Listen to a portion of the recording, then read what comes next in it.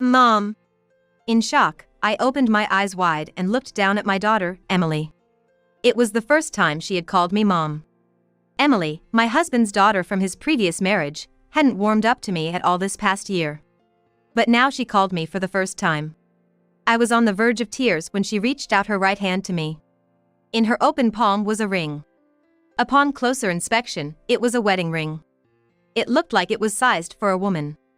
As Emily, the child I didn't give birth to, lowered her gaze and trembled, I knelt down beside her.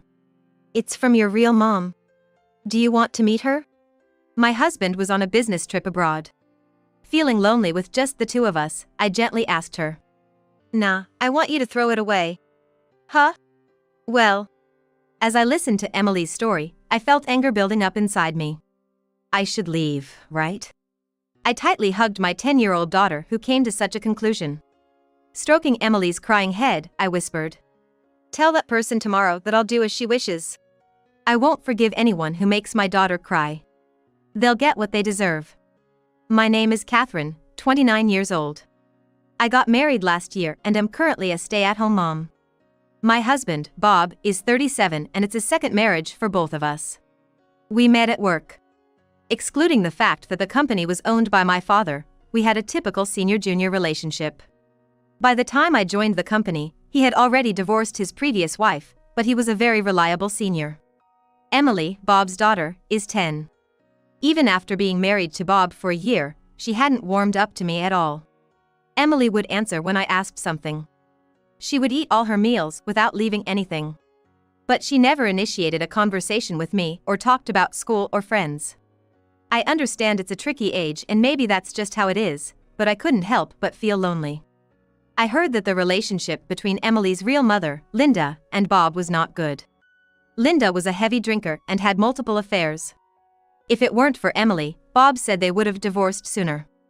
There were times when Bob would come home late at night and find the house empty.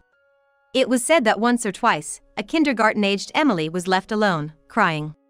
Because of this, they often had marital disputes. Emily apparently saw all this and kept saying through her tears, "I don't want you guys to split up." Back then, Emily really had it tough. That's what Bob said. Indeed, she was left alone at home, feeling lonely and scared, crying, and then hearing her parents argue because of it. It was probably a time when she needed her mom's affection the most. Every day, she should have been playing, laughing with her friends, unconditionally loved by her mom and dad, and going to bed happy. When she was in kindergarten, those should have been her days. I wanted to tell Linda straight to her face that she was a failure as a mother. The day Emily started second grade, Linda disappeared, leaving only a divorce paper with a ring and signature on the table. The breakfast dishes were still dirty, and the laundry wasn't done either. Emily probably didn't even understand what a divorce paper was. Thinking about how Emily felt waiting for her mother in such a situation broke my heart. For a year after that, Bob raised Emily on his own. Before that, Bob, being my senior, had often taught me and helped me with my work. So, I thought it was my turn to help him out, taking on some of his tasks and working late with him so he could get home earlier. But I wasn't the only one. Everyone supported Bob because he was competent and had a kind personality. When the school called because Emily had a fever, I was the one who made a fuss. "Please go home to her. It's so sad she's sick." "Well, I have a meeting in the afternoon. At least I want to make an apology call to them first." "Boss, can he go home right away?" "I can make the apology call." My voice echoed down the corridor. "I'll explain it to them." My dad, who happened to be passing by, let Bob go home immediately. After work, I visited Emily, and that incident brought Bob and me closer than ever before. My parents, who knew about Bob's reputation and character at the company, didn't object to our marriage, even though he was divorced. I consider Emily as my real family. Contrary to my feelings, even a year after our marriage, Emily hadn't warmed up to me.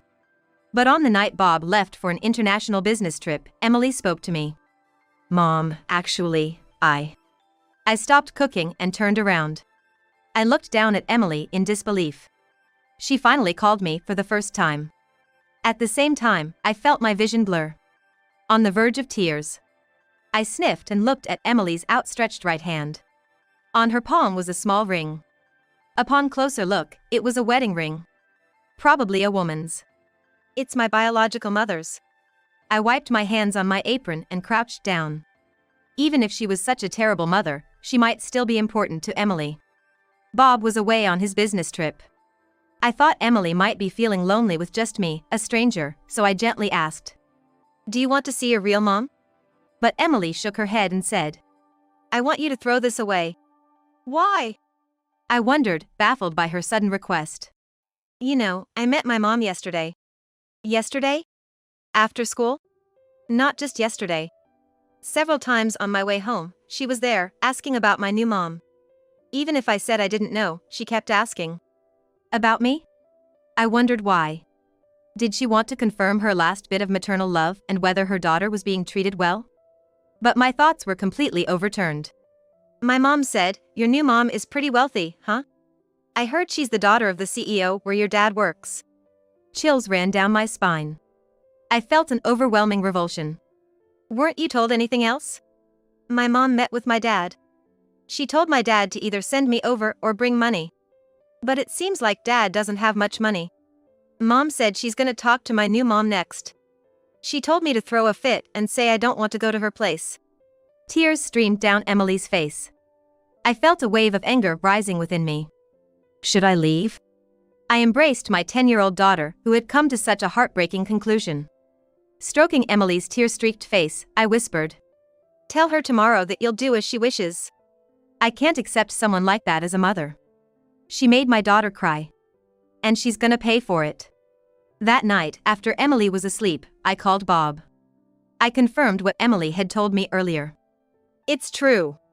I didn't tell you, Catherine, because I didn't want to worry you. But ambushing Emily. I didn't know about that either. It was news to me. However, I did ask Emily if she wanted to live with her mom. Even though she's no good, she's Emily's real mom. But Emily said she didn't want to. She wants to continue living here. But it seems Linda has been visiting her quite a few times." Bob's anger was palpable even over the phone. I understood his feelings entirely. "Anyway, on the next school holiday, I'm gonna meet with Linda along with Emily," I told him. Bob responded with urgency in his voice. "Can you wait until I return from my trip?" "No, I can't. She made Emily cry.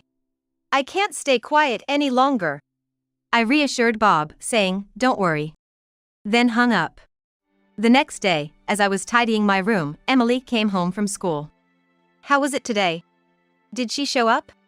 Did you give her the note?" "Yes, she said to make sure I'm there at 10 a.m. on Saturday." "All right, thank you." The note I gave her specified to meet at a coffee shop on a school-free Saturday. I bet Linda believes she's gonna get money without any suspicion. Seeing the sad expression on Emily's face, I suggested, "How about we go buy some new clothes to wear?" "Huh? We gotta dress up nicely. It's gonna be the last time we see her on Saturday." Still looking unsure, I asked Emily one more time. "Are you really okay never seeing her again?" "I don't want to see someone who causes trouble for Dad and you," Emily said, her eyes filled with determination. "Well then, wash your hands, and have some snacks from the fridge," I instructed, and she happily complied. Watching Emily energetically exclaim "yep," and dash to the bathroom, I began putting the old books I'd taken out back into the paper bag. Emily and I were dressed in clothes that anyone could instantly recognize as high-end brands, and we headed towards our designated coffee shop. I usually wouldn't pick out such clothes. Whether they're expensive or not, I just want to dress Emily in clothes she looks good in and that she loves. However, today even this serves as a way to challenge the other party. "All right, Emily? No matter what I or she says, you're gonna trust me, right?" Emily, nodding firmly, had her head gently stroked by me. Holding hands, we confidently walked into the coffee shop. "Oh, Emily, you're wearing such lovely clothes. It really suits you," Linda, who was already there, said with a big grin on her face. "Sit next to your mother," she instructed. Ignoring Linda's words, Emily chose to sit next to me. Linda's face twitched slightly, but she quickly put on a smile to cover it up. I also smiled and deliberately placed a heavy paper bag and a branded purse right in front of Emily. "There's something precious inside. Keep an eye on it." The color in Linda's eyes changed. She was greedily staring at the paper bag, probably thinking it contained a luxury purse and money. I ordered a coffee for myself and a cake set for Emily. After introducing ourselves, I quickly brought up the topic. You want Emily back, huh? Yes, indeed. She's such a lovely girl. I just want to raise her on my own, Linda replied. I see. I heard from Bob that you, Catherine, truly love Emily like she's your own daughter. Of course I do. Well, it breaks my heart to think of taking Emily away from someone like you. So, I was thinking maybe you'd give me something in return. Pretending not to understand, I tilted my head. Something in return? Like what? What? You know what I mean. Sorry, I'm not really familiar with such things. During the ensuing awkward silence, I sipped my coffee. Emily, who had been looking down at her phone since earlier, was gently urged by me to try her cake, saying, "Eat up, it's delicious." Linda clicked her tongue in slight annoyance. After a few moments of silence, she leaned in, seemingly impatient. I mean, money. Just money. Money, you say? I purposely asked back in a slightly louder voice. Linda frowned and sighed. Obviously. I'm giving up my precious daughter. I deserve some compensation. I interrupted. No. I'm a mother too. I know how precious a child can be. I have no intention of snatching Emily away from you, Linda. Linda sat there with her mouth agape. Emily looked surprised, dropping her fork and staring at me. I picked up the fallen fork and handed it back to Emily. She might have felt betrayed. It hurt me to think so, but since Emily had nodded in trust earlier, I decided to trust her as well. What on earth are you talking about? Linda exclaimed. As I said, if both you and Emily wish, I will return Emily to you. I'll even help persuade Bob, I assured. Linda said in disbelief, hold on a minute, chuckling. She looked over at Emily with an anxious expression. Emily, you don't want to be separated from Catherine and your dad, do you? She said, almost accusingly. Emily looked at Linda, then at me, and looked down. Lifting her face, she replied, either way is fine. Then she dropped her gaze to her smartphone. Are you crazy? Bang. Linda slammed the table. Emily looked up in surprise. Well, then, I want child support. $10,000. No, that's not enough. Give me $50,000 to start. Linda was desperate. Her patience was running thin, and her true colors were starting to show. I leaned back in my chair and crossed my arms. It's not up to you to decide, Linda. There should be a proper calculation for that. Discuss with Bob about paying more. It's not me who's gonna pay, I said firmly. Linda, who thought she'd get the money easily, was getting more and more frustrated. But I kept my cool and stared right back at her. This was just the beginning. I'm gonna push her into a corner. To ensure she never shows up in front of Emily again. You did tell me through Emily, right? That you'd do as I wished. Yes. You haven't done anything. Your father is a CEO, isn't he? He can afford it. As Linda's voice grew louder, I whispered, people are watching. She looked around and shut her mouth. I exaggeratedly sighed and said, what are you talking about? I checked with you first, right? You wanted to take custody of Emily. You said you wanted to raise her. I agreed to help. Is there a problem? What problem? You. Linda's lips trembled. I pressed on. Also, Linda, how do you plan to support Emily? Child support is meant for Emily's necessities, not for your luxury, you know? That's ridiculous. Bob left me for a younger woman. Emily, if it comes to that, you'll suffer with me. If you don't want that, beg this woman to pay me. Her desperation was evident. She always lived selfishly, depending on others, never making an effort. It's no wonder she felt betrayed. She had it coming. So, are you saying this? Even though you have no intention of raising Emily, you want custody just for the money? Linda didn't answer. She just glared at me. I'll harass you until you pay up. I'll go to Emily's school. I'll scream outside your house. I'll make sure everyone knows you took her from me. Linda growled, showing she was beyond caring about appearances. That's enough. I reached out and grabbed a bag in front of Emily. From it, I took out a small voice recorder. I turned it off and showed it to Linda. That's a clear threat. And after hearing this, no one would want to give you custody. It's not about whether you have money or not, it's beyond that. Linda jumped up, damn it. She tried to snatch the recorder from me.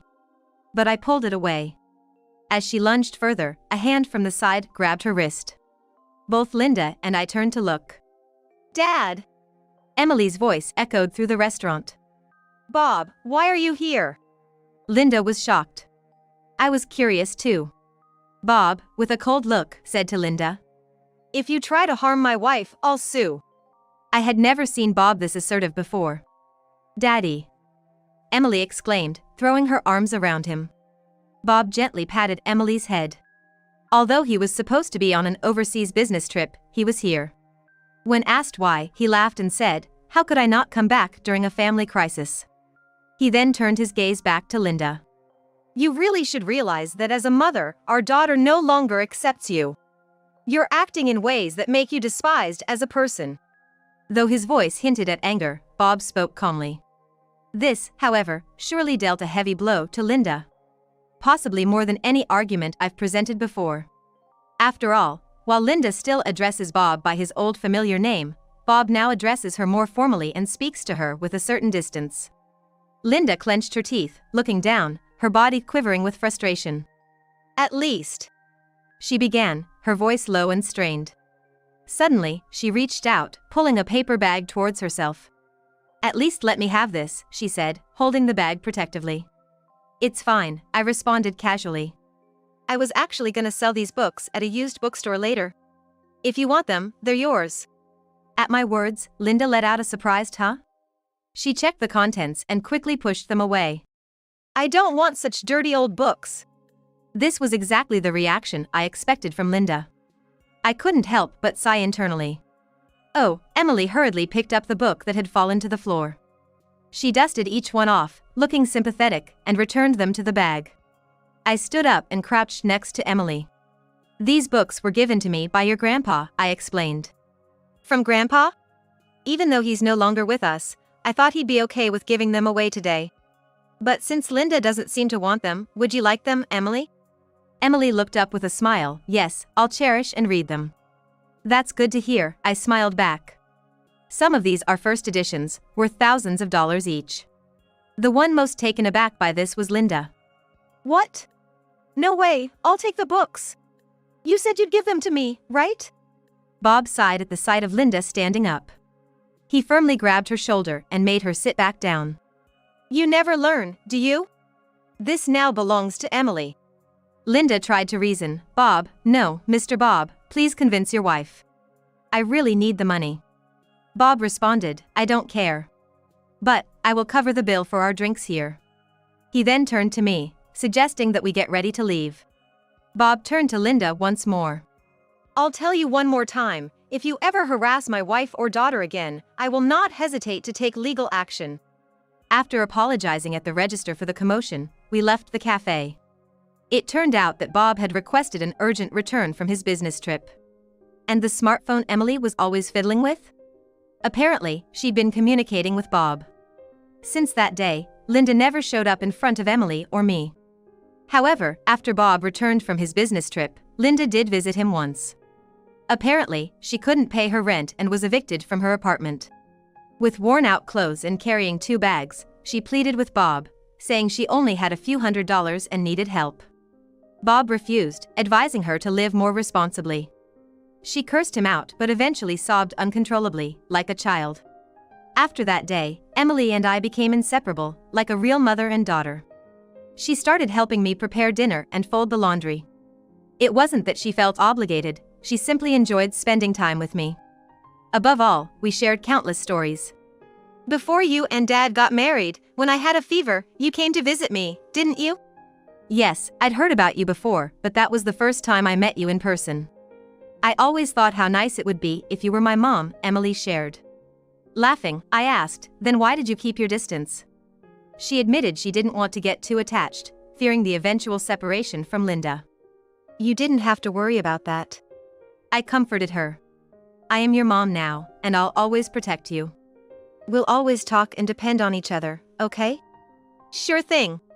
Emily replied with a radiant smile, which made me cherish our bond even more.